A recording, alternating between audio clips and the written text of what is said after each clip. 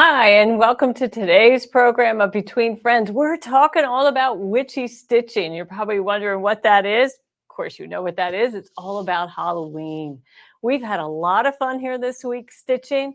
I most certainly didn't do it by myself. I had one of my team members, Nota Robertson, jump in and help. And oh, wow, wait till you see some fun things that we did. And you have plenty of time to start stitching.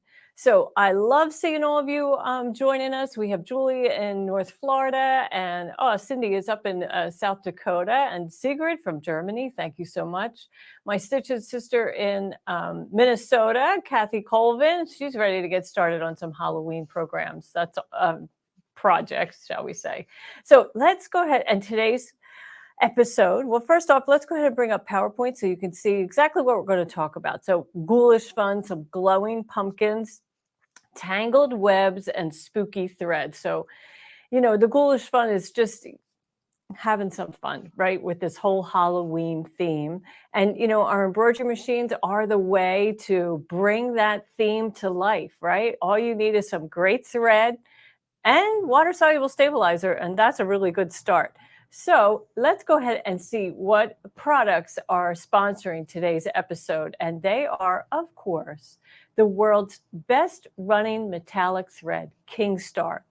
And we have a new duet, this Halloween duet, which is the orange and the purple, to really make your Halloween sing, is now available at the special price of $26.98. Both spools have 1,000 meters, so they'll get you through a lot of your stitching. And it comes with that free design, and you're going to see some cute samples of that free design, that Happy Halloween, beautiful font overlaid on the spider web. So I think you'll really enjoy stitching that. So those of you who are already Kingstar fans, let us know in the chat, because we've heard so many of you, it's the only metallic thread that you'll reach for. And now at this special price, I imagine you really will enjoy stitching your Halloween projects with Kingstar thread. So let's go ahead and take a look at some quilt blocks that we made. Lots of us like to do quilty things, right, for Halloween. So let's go ahead and take a look. So this fun boot, an exaggerated boot, right, filled with some really fun bats. And I stitched the bats in the purple metallic thread. Now, this sheen that you see there is mylar, but notice how it looks so orange, right? Well, as you know, we only offer one color of mylar, and we let the thread that stitches on top dictate the color, right? It transforms the mylar color into orange. It's just amazing. And the fill stitches are really quite light. Let me get up here really close. Look how light they are. See? It's really lots of spacing between the lines of stitching in that complex fill.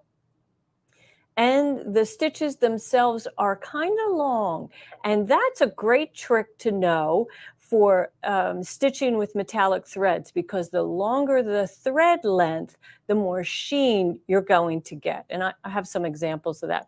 But isn't this fun? And of course, look at that gorgeous outline in the orange and metallic thread. Just beautiful. So I have an example of two quilt projects, two like table mats, right? And I just thought you'd like to see the difference in single run quilting designs that are so popular. This is often what we go to when we want to quilt a placemat, a table runner, or even a full-size quilt. We're looking for quilt designs that are just a single run. It starts in one place and travels all over that design without any overruns, or very few. Like right here, you can see there's two lines of stitches that are fairly close, but they don't really overlap. Unlike these designs that are more like sketching, right? It's still one color and it's going to be a continuous line of stitching, but it's going to trace back and forth over itself and add extra dimension to these quilt designs. And boy, they really do let your metallic thread shine. But, personal choice, right? One, this is just two totally different looks. And, this is more subtle on the right. It's just really lovely pumpkins. This collection here, these 4 blocks, are from our pumpkin parade, and you could find that on our website. It's a nice collection of blocks. They come in 3 different sizes. This is the 4.5 inch, I think, and then they go on up to 8 inches, I believe. So, and there's squares and half square triangles, and there are rectangle shapes and borders. So, and this I think is from our friends over at Embroidery Library. Speaking of Embroidery Library and Urban Threads, here is a beautiful stitch out that I just wanted to share. Now, this does have more colors than our Halloween duet of King Star, right? It has the orange and the purple, but their embroidery design called for some silver for the stars and gold for the moon in the background. So I couldn't resist showing you this because I think that the real heroes here are the purple and orange. That's what really makes it all pop. The gold, absolutely beautiful for sure, but it's kind of a background, right? And frankly, you could stitch that owl without the moon and it would still be just as lovely. Love the purple leaves on the bottom and some of the etching that occurs on the pumpkins themselves. So again, notice those overstitching, right? Repeated lines of straight stitchings. There's no satins in any of this work here. It's just straight lines, which gives you a beautiful shimmer on those metallic threads. So these are the kind of designs that you want to look for when you purchase that collection. Now, the design that comes with the collection is this Happy Halloween, and it has a gorgeous purple web in the background. Just beautiful. And the font, it's a lot of fun, right? I like how it's, not all perfect, right? We have different heights going on. The O is a little smaller than the L's, and the W is quite tall, as is the N. And so, but really fun and festive. You're going to see how we decorated a pretty bow with this emblem in a moment. So that's kind of fun. Let me see if there's any questions. And Urban Threads has some beautiful designs. They do for sure. Mary Ann Dublaglo, you say that you love that pumpkin parade. I imagine that you have that collection. It's a great one. It's a real keeper for sure. Mm-hmm. And okay, so next up is I want to show you some spooky threads, right? Or tangled webs. I'm not really sure what's next. So let's go ahead and take a look at this beautiful photograph of these projects that we just stitched this week. So here are the word boo, are wood letters that we purchased at a craft store. And they're small. They're only about, well, you're going to see them in a moment. They're only about maybe 3 inches tall, or maybe it's 4. But then we added a bat and some of those spider webs, and they're all freestanding. So let's go ahead and take a look at that board so you can see what we did. Okay. First off, you can purchase these little, battery-operated votives at a craft store, and they come now in this black glitter base, which is really kind of cool, right? So this spider web was something that I just digitized really quickly. And because it's not a lace design, I just hooped water-soluble stabilizer and a bridal illusion tool, right? The netting. And so that makes any design a freestanding design, because basically you're putting a lace foundation into the design. Now there's different ways to remove that tool if you want, and we'll take a look at that in a moment. So then we just kind of tape them on these letters. So see, they're not that big, right? But take a look at this spider. How cute is he? And he is 3D. Look, all stitched, and we're going to take a good look at how we make that in a moment.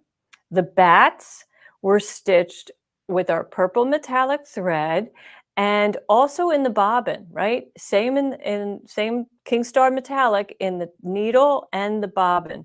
Works beautifully. And then of course, hooped with water soluble stabilizer. This is a lace design, so I did not need to add any tulle to it. And look how it's stitched, just so fun. And I mean, I just digitized that myself. It's so easy. And then we put these on, oh, this is kind of like a decorative spray that you get in the floral aisle of a craft store. And we just cut off one of the, we'll call them limbs, right? And then we just kind of stitched it, tacked it by hand to that base. And then we can, position it however we want. This is a wire. This is just a black wire. And that is also a great way that you can use to an item that you can use to pose some of these freestanding ideas. So they're fun, these little projects. And then next, let's see. Susie DeSoto, she says that spider web would freak out her friend. The spider, yeah, well, we got a bigger one that's definitely going to freak out your friend. I can tell you that. Okay, so let's see. I got to find my list here. What am I doing next? Yeah, so let's go ahead and take a look at this really fun kind of a terrarium. It's a small glass case that I purchased at the craft store, and then I had fun decorating it. So let's go ahead over there and take a close look at it. So it's all glass, and the door opens up on the side so that I can access it over here and put things inside. This spider, look how big he is, and he is 3D. Now I have him secured on this fixture, so I'm not going to take him off, but I do have another one in progress to show you how it's done.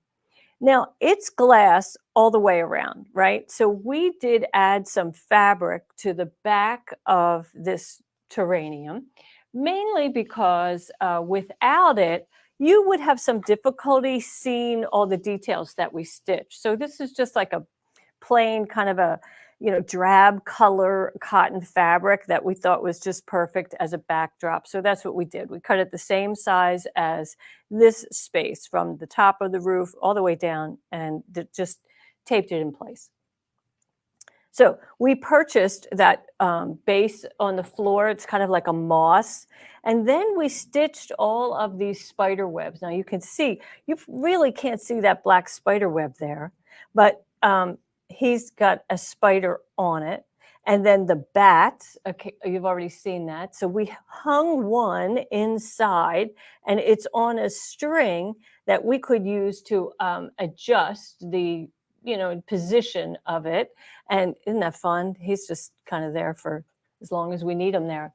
And then the boots are an embroidery design. The purple stripes are stitched on the felt, orange felt, and then the orange buckle is stitched on the black boots. And so that was all done in the hoop. And we're not going to go over that today, but throughout the Halloween celebration in the next several weeks, we'll definitely discuss how you do that. And then lastly, I think we do have another spider web over here on the side that I guess I could turn it just a little so you could see. So same one as decorated in this area, but we have an orange spider instead of the purple spider. So super fun. And of course, those little glowing lights.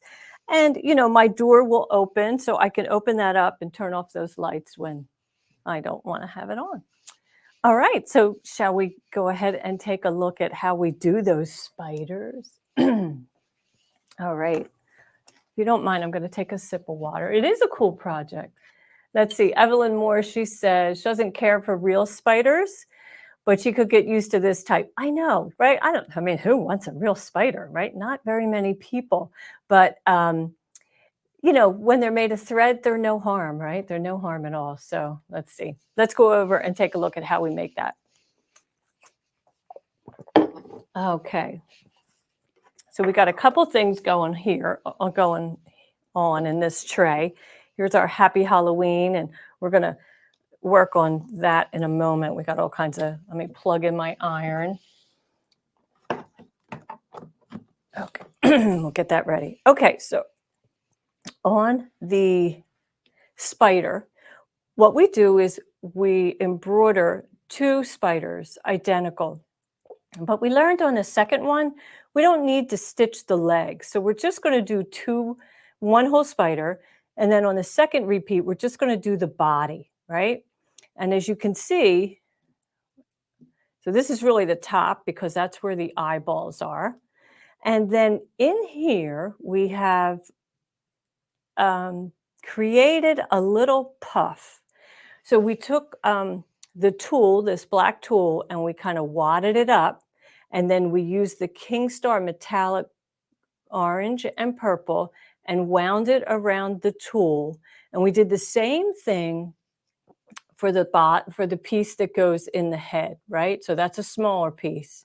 And once we insert that in there and then sew by hand this area closed, and we would of course eventually go all the way around. But then we add the body and we stick that in there. Now I kind of like to use those clips that hold everything in place. And while we, with a needle, we're going to just whip stitch that closed so that, and it's black on black, right? So you don't have to be a good hand stitcher, like I don't really have great hand skills for sure, but I think I can handle this. And we're just going to pull that nice and taut and make sure that we're closing that whole side so that that case is, in encased so that the stuffing is encased inside that body. Okay, so, and you want to pull it nice and tight. Now, lace is really strong, and so you don't have to really worry about pulling out these stitches. If your leg gets caught, just pull it out, and we can take scissors and trim away some of that tulle in between the leg and the body, right? So let me pull my length there of thread, and I'm going to pull that, just snip in there so I can get that leg out of the way. I can clip him down. So then I don't have to worry about catching him in my thread. Of course, I'm going to run out of thread on this needle, but it's as easy as that. Isn't that fun? And this is, easy handwork. Anybody, you don't need a lot of skills, but then notice how that King Star inside just kind of glistens, right? Isn't that fun? And of course, we'll go around to this side of the upper body. And, if you're so inclined, you could put some stitches between the upper body and the back, the lower body, so that it really adds more dimension. And once that's done, well, then we can decide if we want to trim the tulle close to the legs, or if you're just going to leave it as is. It depends on what you're going to do with it, right? It's not really that offensive to just have the tulle in place. All right, I'm going to see if there's any questions before we move on. Let's see. Have you ever used the glow-in-the-dark thread? Laurie, I have used the glow-in-the-dark thread, but it has a coating on it, so I don't like to use that on my machine. So anyway, so let's see. Gail, the spider web design is a design that's in the Holiday Lace Charms, our lace charm collection. And in our embroidery tool shed, which is our free program, you can enlarge that spider by quite a bit. You can, because if you open the C2S file, which is our native file in all of our collections and our software, in Embroidery Toolshed, you have the ability to enlarge that about 50%. So that's what I did. But it's kind of fun, right? Yeah. Let's see. Okay, so let's head over and take a look at that bow, because I want to show you how you can kind of finish the edges of that Happy Halloween in an interesting way. All right, let's see. So here's our bow. And you'll notice that these edges of the Happy Halloween are, they're not perfect, right? And they were burned away. This fabric is silk organza. And, now silk organza, if you come across it in a fabric store, I would suggest to buy a yard of black and a yard of white. I've used these two colors over and over for embroidery projects. There is nothing like silk organza. It has strength. It's a natural fiber. You don't use much of it, so a yard is going to take you, a long time to go through with it. But I love having that on hand. So I stitched another one to just show you how different ways that you can shape it, like we did on the bow. Like that was Noda did that one. She did such a beautiful job. So we can use a tool. So this would be like, a hot fix crystal wand that has a tip on it that's pointy, or, wood burning tools work. These things get really, really hot. So you have to kind of be careful. But when you use them, you can just go right into the fabric. Oh, is this not hot yet? Oh, I'm kind of afraid to touch it. Oh, it's hot. Yeah. Okay, so let's see if it's hot enough. So,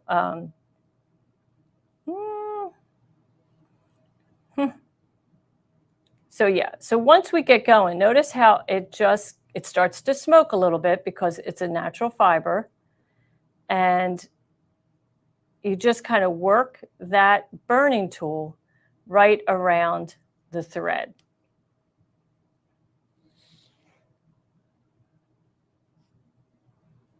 And it takes a little bit of doing, right? So maybe what I want to do is remove some of that excess, and then I can just burn the edges.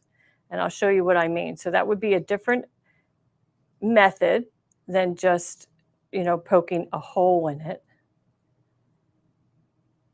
Okay. So now I just want to finish that edge, right? See, I'm just kind of working it back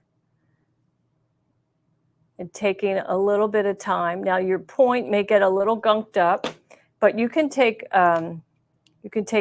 some time to clean that off. You'll need a heat-proof kind of cloth, so you can just wipe that. You have to wipe it while it's hot.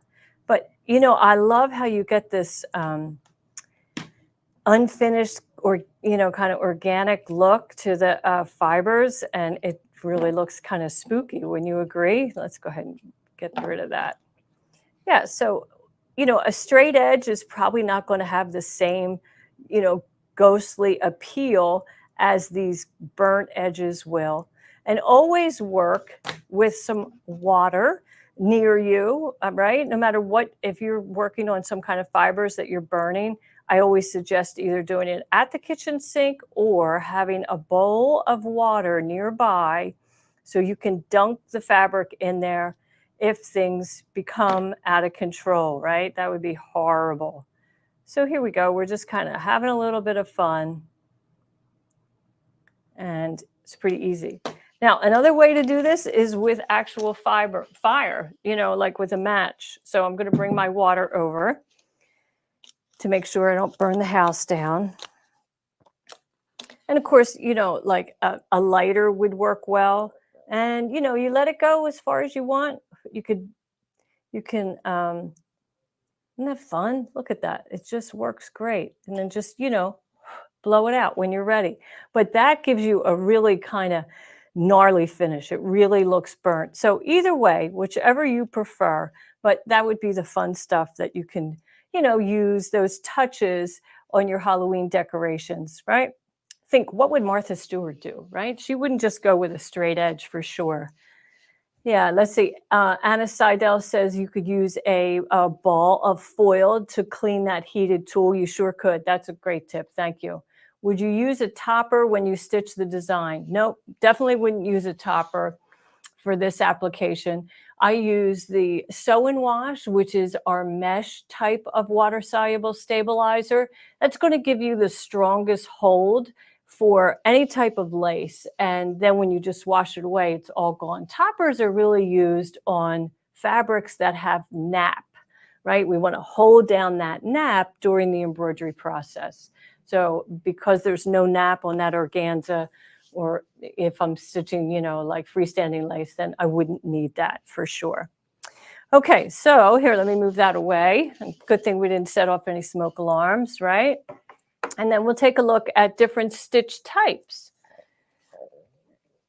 So I just thought you'd like to see the difference between satin stitches that are straight and satin stitches that are curved like these. And it really, it's just amazing how the light plays off of the curves more than it does the straight lines, right? So this is a nice wide 7.0, a 4.0, a 2.5.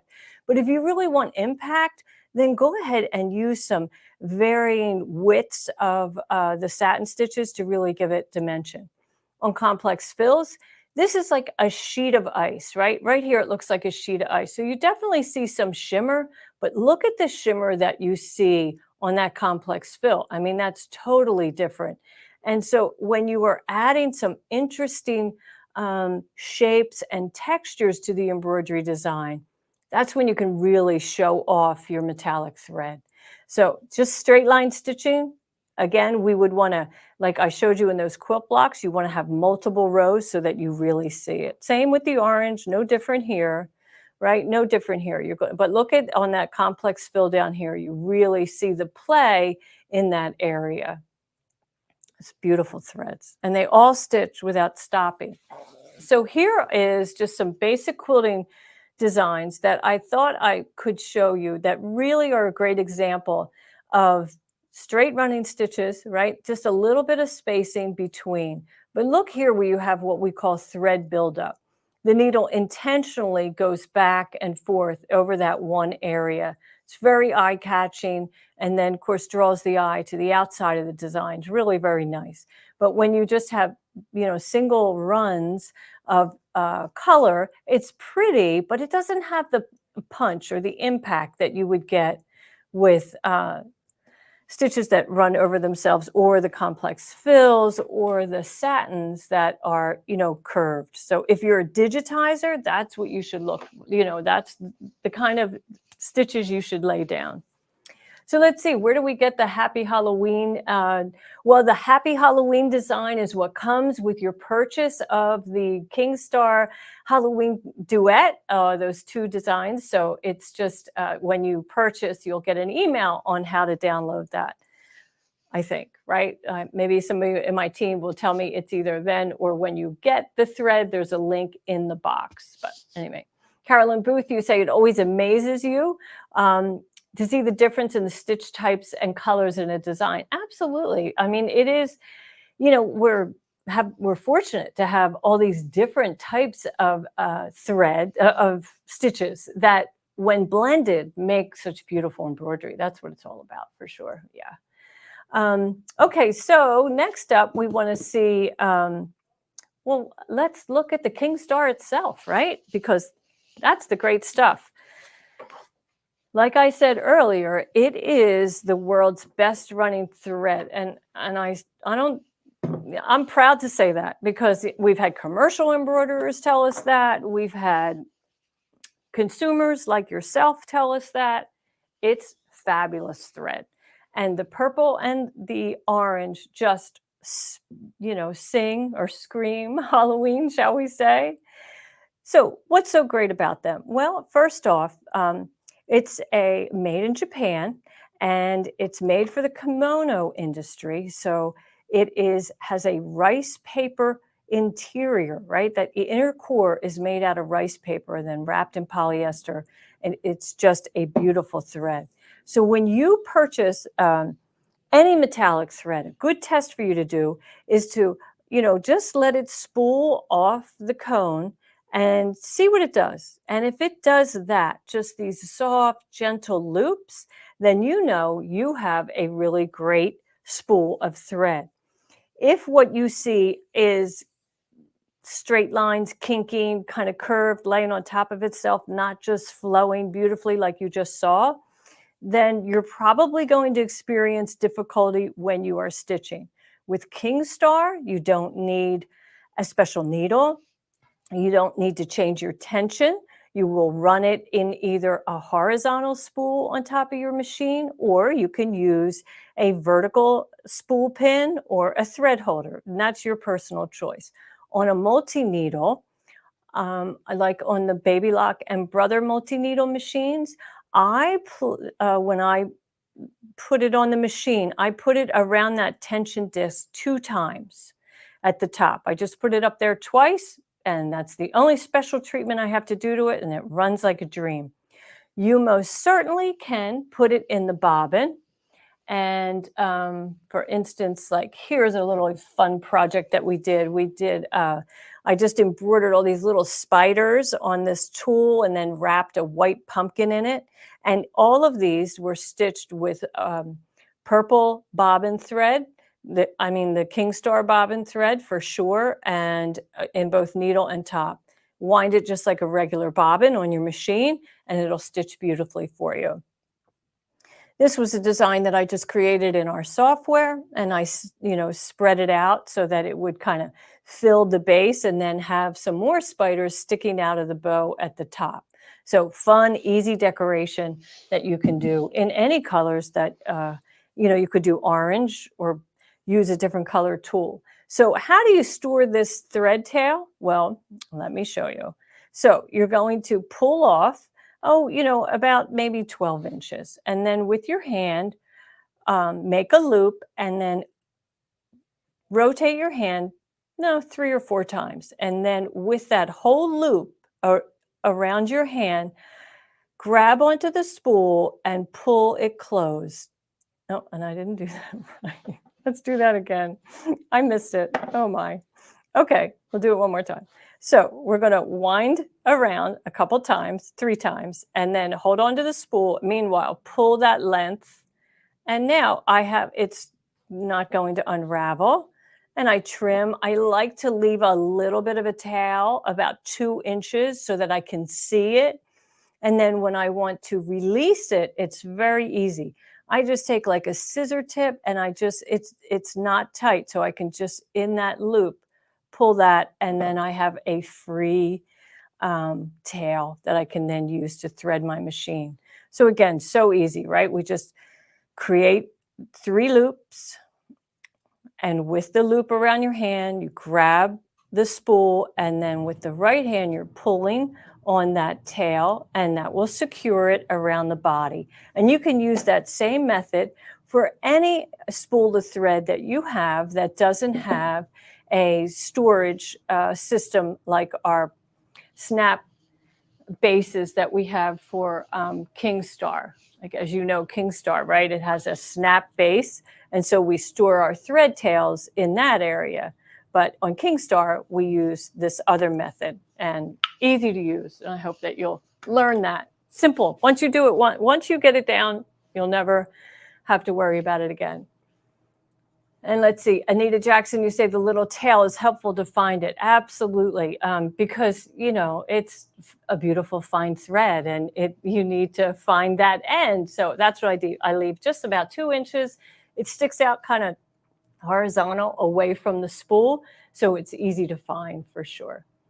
So, and let's see, Anita Jackson also that you're glad to show how to store the thread because you're always tangling up the ends. Absolutely. But speaking of storing thread, I store all my thread upright on a wooden thread rack, and I make sure that it's out of sunlight. That's the only thing I have to worry about.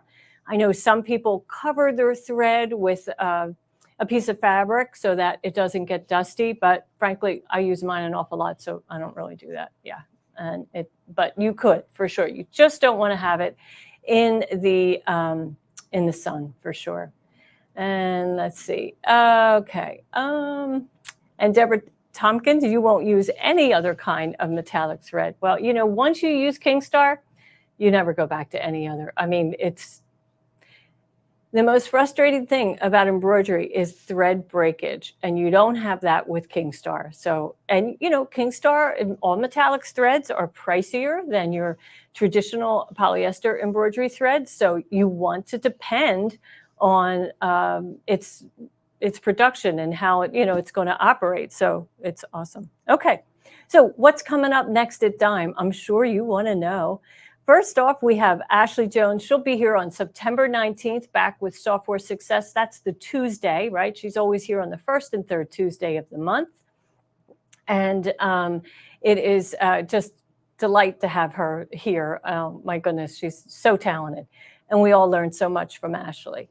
So we hope that you would subscribe to our YouTube channel and like us on Facebook so you're notified of when we're going live. And we're here every Thursday. I'll be back on the 12th next week. And then Ashley is the 1st and 3rd. So, but you never know if we're going to do another one. So you want to be in the know. Okay, our on the house designs can be found. These are our free designs that we release one a week.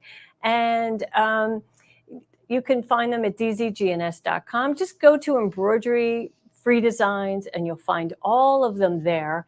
And I hope that you'll download them because they've been there all year. But at the end of the year, first week of January, off they go and you'll miss them. So take advantage of it now. Okay, let's see. Oh, I'm clicking the wrong direction. So we'd love to see what you're stitching. And as you know, we are always searching social media to see if you are posting your projects and using the hashtag Dime Sew Along, On the House, or Exquisite Thread. So I hope that you'll be posting them. We love to see what you're doing. So let's go ahead and take a look what we did find you doing.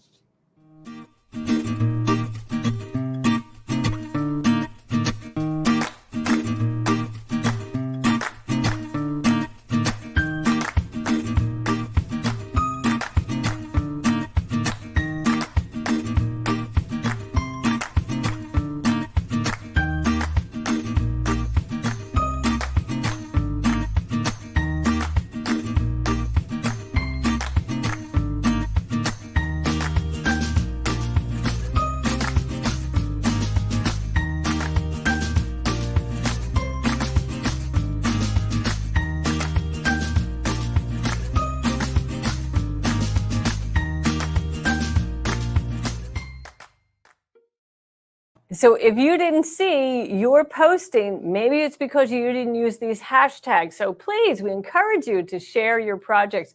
Anita Jackson said, oh my, these designs are super cute. And she loves that cow. Everybody loves the Highland cow for sure. But yeah, they're beautiful designs, all professionally digitized. So we hope that you'll take advantage of them. And this week we have the red barn with some pumpkins in the foreground. It's an applique design for a 5x7 hoop, and it stitches fairly quickly. It's got some beautiful detail though. So the red barn, of course, is just one large piece of applique. Then you'll find the frames on the door and the window up top, and of course also that golden color of the windows on the first floor, and beautiful pumpkins in the foreground in front of stacks of hay. So we hope that you'll enjoy the barn. It's that time of year, right? Fall is coming upon us, so it's time to celebrate the harvest. And speaking of harvest, I hope that you'll take advantage of this week's embroidery special, which is the On the House, which is the King Star Duet. And if we could let's see, I'm just going to show you what that is again so that you can see exactly the savings that you're going to get. So let's take a look. $26.98 for the Halloween duet. You get that free design, that beautiful web in the background, and the funky font of Happy Halloween. So I hope you'll take advantage of that, and I'll be back next week. We'll see you then.